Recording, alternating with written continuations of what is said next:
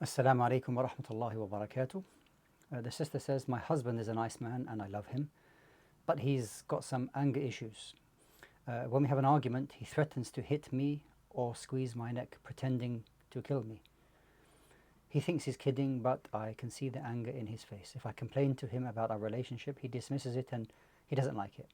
I feel like if I don't speak, things are going to get worse. Any advice? Well, I'm not sure how far he goes with regards to these actions. I mean, if he physically puts his hands on you when he's angry, around your neck or otherwise, then of course that's absolutely unacceptable.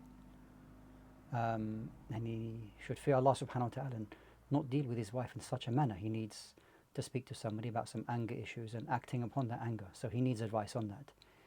If you said he's pretending to do this, pretending to kill, you don't pretend to kill anyone. It's haram.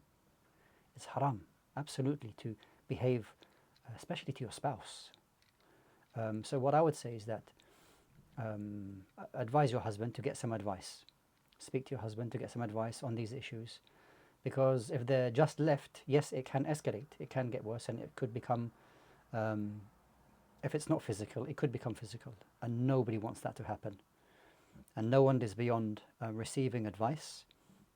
So if he doesn't accept advice from you, then inshallah ta'ala tell him to speak to somebody about getting advice from this. The companions themselves, who are better than any of us, they went to the Prophet sallallahu alaihi wasallam and said, Ya Rasulullah, O Messenger of Allah, advise me.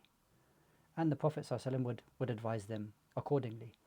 So inshallah ta'ala, it's part of our religion to accept and to give advice. So I would advise you inshallah ta'ala to tell him to get some advice in dealing with such issues. And Allah knows best.